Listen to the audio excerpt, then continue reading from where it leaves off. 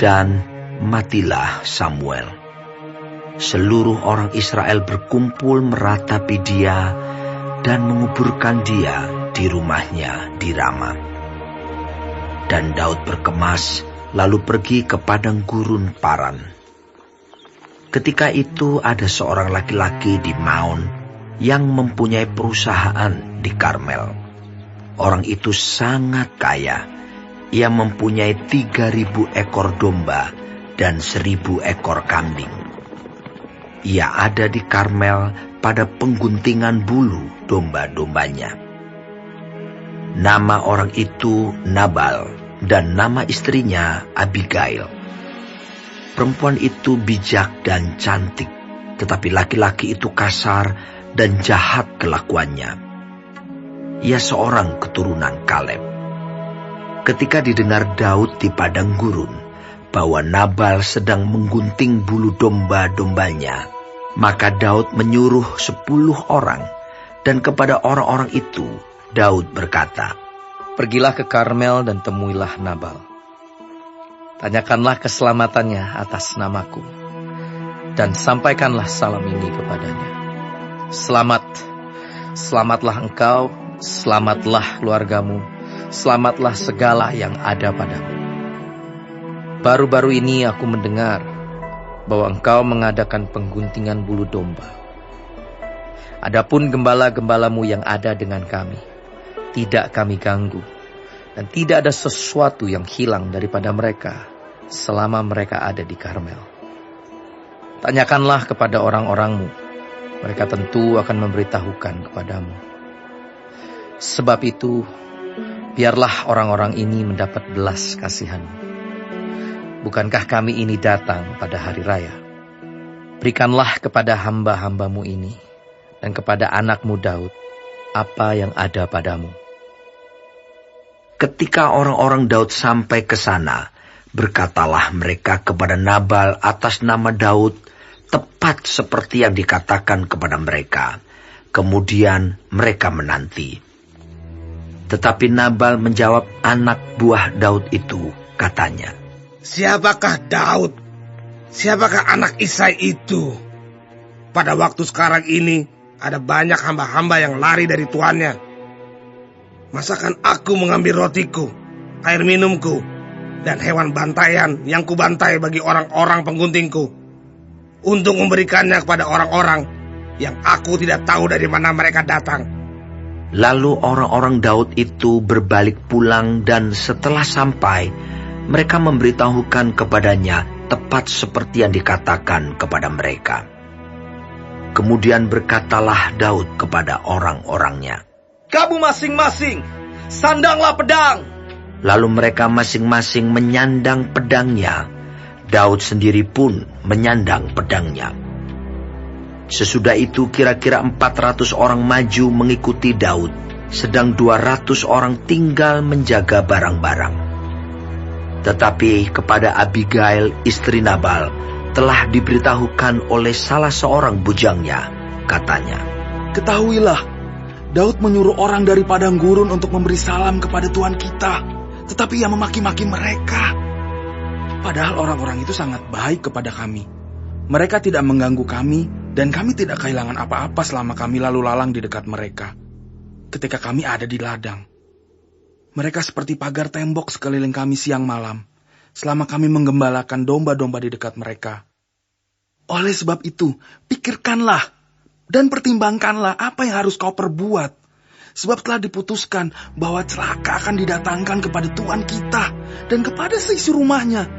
Dan ia seorang yang dursila, sehingga orang tidak dapat berbicara dengan dia."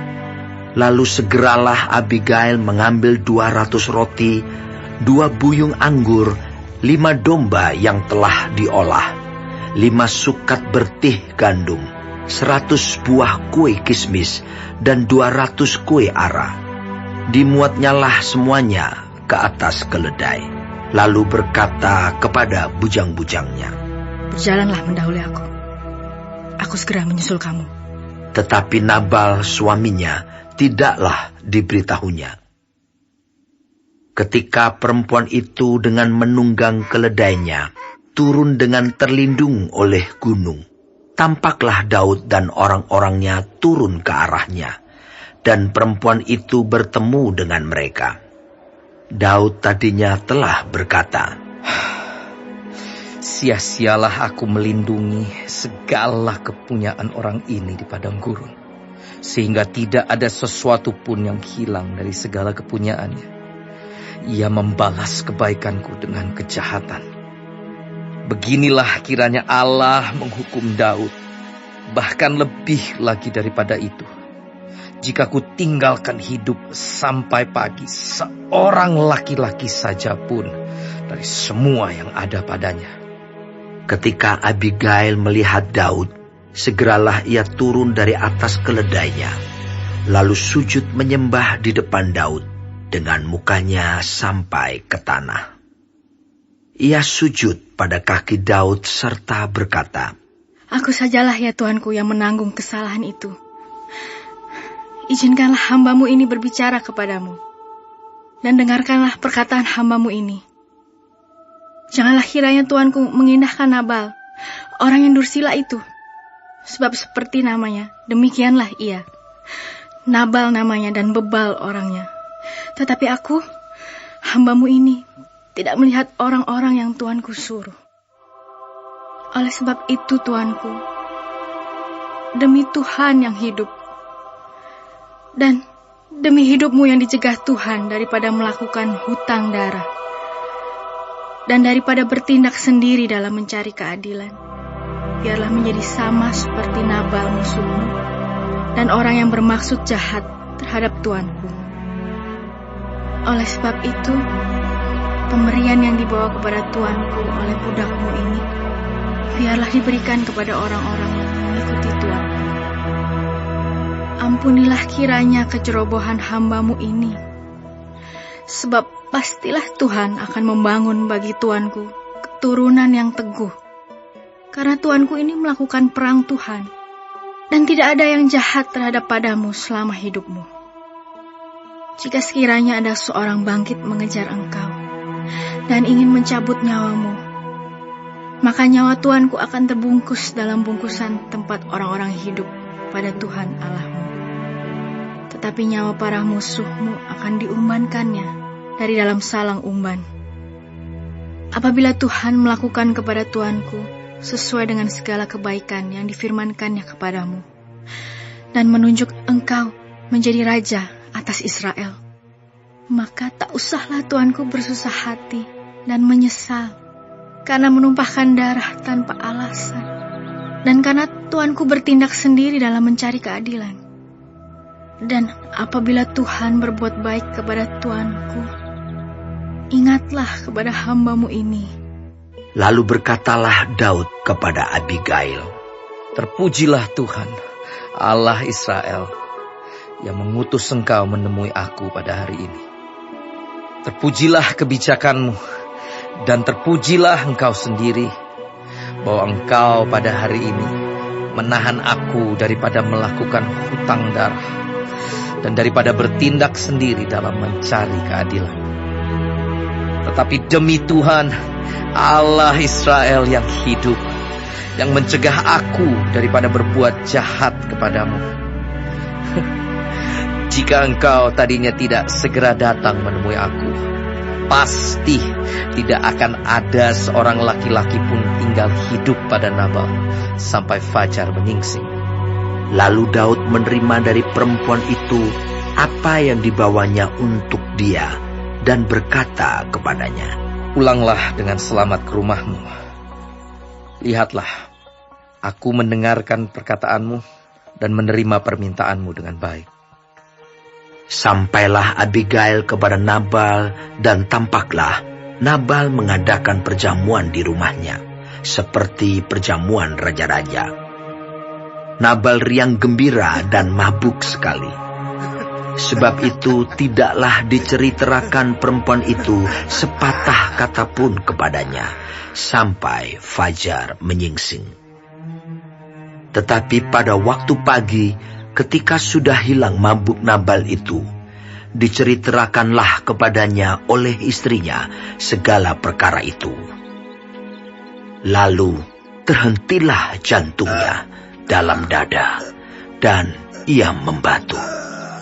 Dan kira-kira 10 hari sesudah itu, Tuhan memukul Nabal sehingga ia mati. Ketika didengar Daud bahwa Nabal telah mati, berkatalah ia, Terpujilah Tuhan yang membela aku dalam perkara penghinaan Nabal terhadap aku, dan yang mencegah hambanya daripada berbuat jahat. Tuhan telah membalikan kejahatan Nabal ke atas kepalanya sendiri. Kemudian Daud menyuruh orang untuk berbicara dengan Abigail tentang mengambil dia menjadi istrinya. Para hamba Daud datang kepada Abigail di Karmel dan berkata kepadanya demikian. Daud menyuruh kami kepadamu untuk mengambil engkau menjadi istrinya.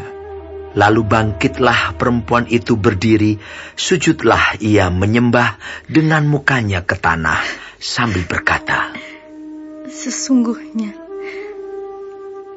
hambamu ini ingin menjadi budak yang membasuh kaki para hamba tuanku itu. Kemudian berkemaslah Abigail dengan segera. Ia menunggang keledainya dengan diiringi 5 orang pelayan perempuan. Ia mengikuti suruhan Daud itu dan menjadi istri Daud. Juga Ahinoam dari Yisrael telah diambil Daud menjadi istrinya. Kedua perempuan itu menjadi istrinya. Tetapi Saul telah memberikan Michal anaknya perempuan, istri Daud, kepada Palti bin Lais yang dari Galim itu.